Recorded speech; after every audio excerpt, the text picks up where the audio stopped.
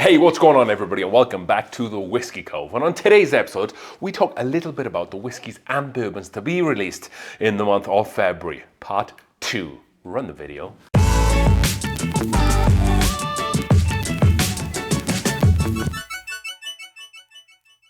All right then, friends and allies, what is going on? Welcome to another exciting episode here on the Whiskey Cove, where we will be talking about 5 more whiskies and bourbons to be released in the month of February.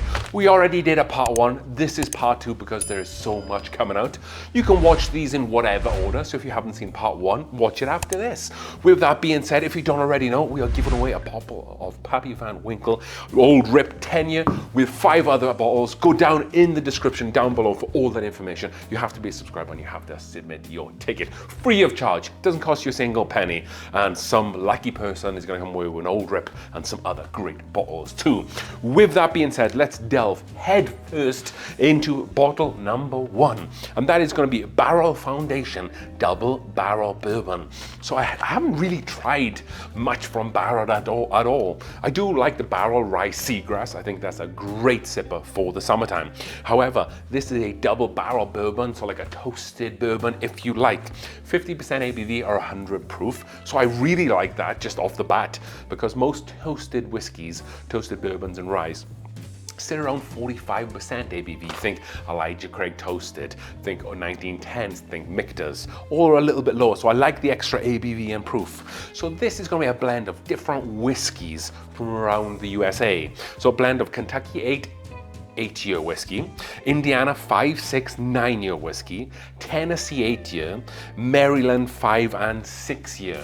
So taking into account all those whiskies, the derived mash bill is going to be 73% corn, 23% rye, 4% malted barley. What I really like about this is the ABV and the price tag. The price tag for this dollar's MSRP is going to be $55, which is very, very good in terms of value for money here. A double barrel whiskey, 50% ABV, 100 proof for $55. If I see this bottle, I'm definitely going to pick it up. I hope there's going to be a great kind of allocation for this, if you like, or a great distribution for this. I think this will be a good bottle to start the year. Yes, it's going to have a lot of blended whiskies, but that's kind of what Barrell do. They like to blend different whiskies from all around the USA to create a fantastic product. And at the beginning of the year, I definitely want to be saving my dollars just in case I want to make a big purchase towards the end of the year. And with that, I want to introduce you quickly to today's sponsor. Without ZBiotics, a lot of what we do on the channel wouldn't be possible, a lot of these giveaways and reviews. So ZBiotics are over a year-long sponsor of the Whiskey Cove. And ZBiotics is a pre-alcohol probiotic drink and is the world's first genetically engineered probiotic. It was invented by PhD scientists to tackle rough mornings after drinking. Here's how it works. When you drink, alcohol gets converted into a toxic byproduct in the gut. It's this byproduct, not dehydration, that's to blame for your rough next day. Pre-alcohol produces an enzyme to break this byproduct down. Just remember to make ZBiotics your first drink of the night. Drink responsibly and you'll feel a better tomorrow. So go down in the description down below, hit that link for 15% off your first order. ZBiotics also offers a 100% money back guarantee. So for whatever reason, if you're not completely satisfied, you can reach out to them and go from there. Like I said, ZBiotics, big sponsors of the Whiskey Cove. A lot of what we do here wouldn't be possible without them. Thank you so much to ZBiotics, and definitely go down below, hit that link for 15% off your order. With that being said, bottle number 2 on this list is a new release from New Riff. So New Riff do and has done a few different ryes in the past, and they are bringing back out a new Balboa Rye.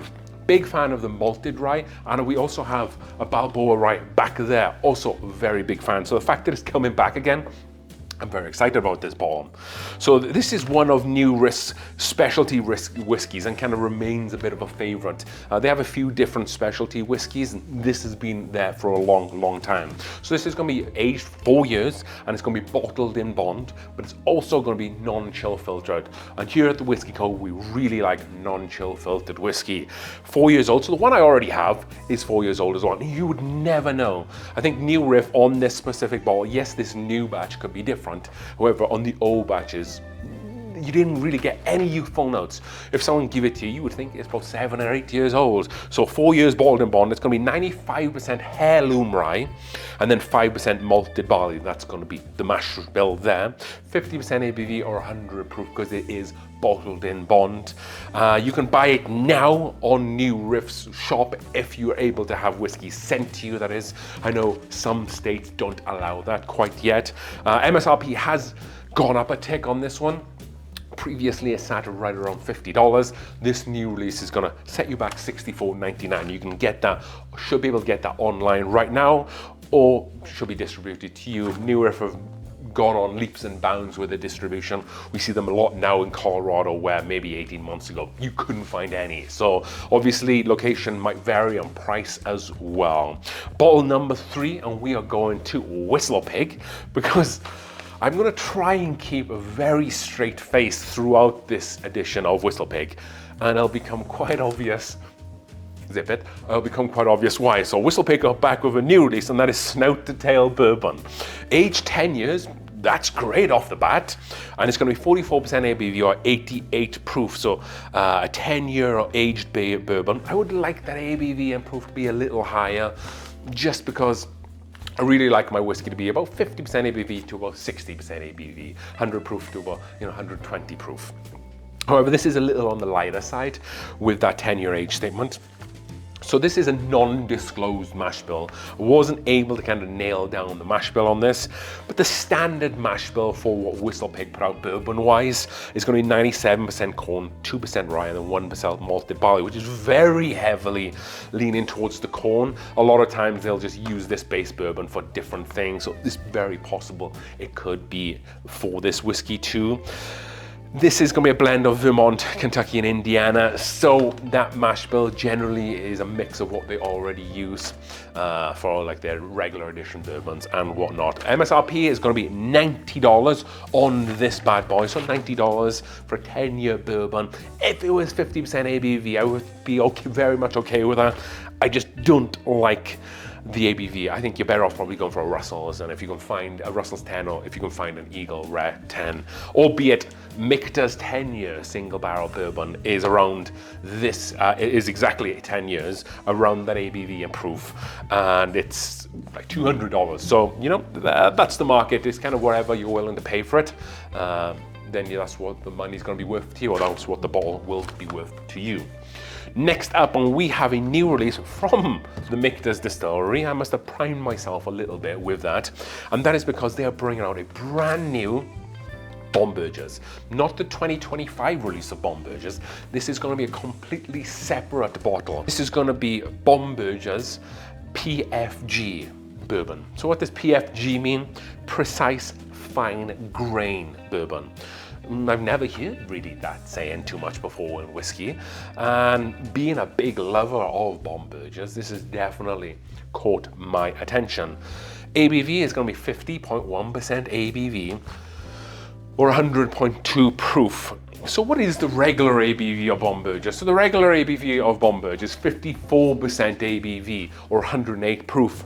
So this is going to be a little bit lower, actually, 4% ABV or so lower, 8 proof, which is a little bit of a drop off from Bomberger's. Even at the 54% ABV, it drinks mellow as anything, a very easy drinking bourbon. It has a lot going on for it. One of my favorite bourbons. However, it's very mellow in approach, and I'll be wondering to see just how more mellow it can get with the reduction of the ABV. Non-disclosed mash bill again, but what we know and what the research I was able to find, best guesses and release statements from different people, is 50 different people associated with Michter's. It's going to be 51% corn, about 20 to 30% rye, and then the remainder percentage is going to be malted barley. So between 20 and 30%, it is going to be taken up to a high rye bourbon, if you like. And it really doesn't drink like a high rye bourbon. Yes, this one might be different. different from regular Bombergers, but I've never got the impression that Bombergers taste like a high rye bourbon. That's just me. So when I found out that Bombergers were putting out a new whiskey, I was worried about the price tag. I'm still a little worried. However, this is going to cost you exactly the same as a regular Bombergers at MSRP. That is $139.99. Yes, I don't want to see Bombergers Shanks cost this amount of money, because especially Shanks is not it's probably Shanks is like a $60, $70 bottle of whiskey. Bombergers a little bit more, but $140, that's a lot of money. And I think the Michter's has felt that a little bit this year, because the Shanks I can actually see now in Colorado being on shelves. You're starting to see a little bit of that easing up a little bit. So, and that's mainly because of the price tag for $140. Will I get this for $140? It's a little bit of a tough buy.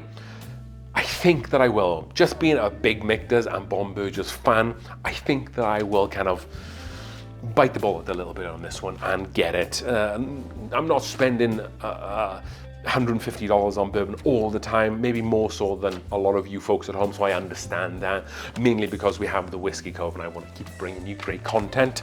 So I think I'll probably will get this, get it down in the Whiskey Cove, do a review on it, see if we can do a blind from the 2023 Michter's, 2024 Michter's, Bombergers, both Bombergers, and then this new release, to see if there's any difference between it, and see if this precise fine grain does anything for us.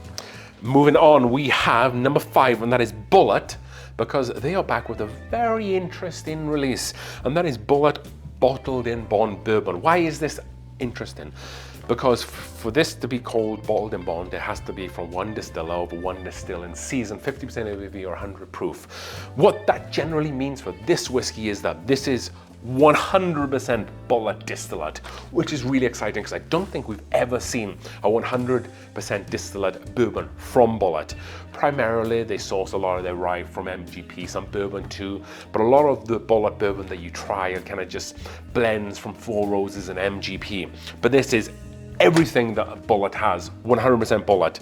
This could taste wildly different to anything that you've had from Bulleit before. Definitely going to get this bottle, and with a price tag of $55, you're not going to be shelling out too much if you don't like it. Kentucky straight bourbon whiskey, bottled at bond, like I said, 50% ABV or 100 proof. Mash bill, 68% corn, 28% rye, 4% malted barley, so on the higher end of the rye in this mash bill. So this is distilled by Diageo at the Bulleit Distillery in Shelbyville, Kentucky. As I mentioned before, MSRP is $55. Great price for this. And what I really like about this bottle is that you think bottled in bond, aged at least 4 years, it's probably going to be 4 years old. No, this age is going to be around 7 years old. So that's a really good age. Maybe this can fall in line to something like a Heaven Hill bottled in bond. It'll be interesting to see where this falls into the market. Definitely a bottle that I'll be getting. The label states, from what I was able to find and what you might be able to see on screen now, it's going to be around 7 years old. How do we know that? Because it said this is from the 2017 distilling season, and it's been released in 2025. It probably got bottled at the back end of last year, beginning of this year, so it's going to be 7 to maybe 8 years old. And as I mentioned, the juice could be wildly different to anything that you've had from Bulleit before, because they've always sourced their stuff. So welcome to the distilling game, Bulleit. Very excited to try this. Last Bulleit whiskey that we reviewed on the channel was the 12-year rye. That was sourced, but that was very, very good and great value for money. So hopefully you've enjoyed this video, and if you haven't watched part 1, definitely go back and watch part 1. Some really great whiskeys on there. The first part was maybe some highly allocated stuff, maybe more expensive stuff, where I feel like we came and got a little bit more grounded this time. Maybe everyday whiskeys that everybody might be able to find. Again, if you want to win a bottle of Pappy Van Winkle 10-year, go down in the description below. Have to be a subscriber, have to enter your ticket. Duplicate entries will be deleted, so just make sure you enter one with the exact address that you would like it to be sent to. And then when we get to 10,000 subscribers and we would have introduced at least 6 awesome bottles for the raffle, we're going to do a big live stream for the ages, so you definitely don't want want to miss out on that. Subscribe to the channel, hit that bell icon so you know when we release a new bottle. Every 500 subscribers, so when we get to 8,000, we'll release another one for this lottery. Very exciting times here on the Whiskey Cove. And as always, wouldn't be able to do a lot of what we do without ZBiotics. So thank you so much for those folks for sponsoring today's episode. As we drink through the world's whiskies, one glass at a time, cheers.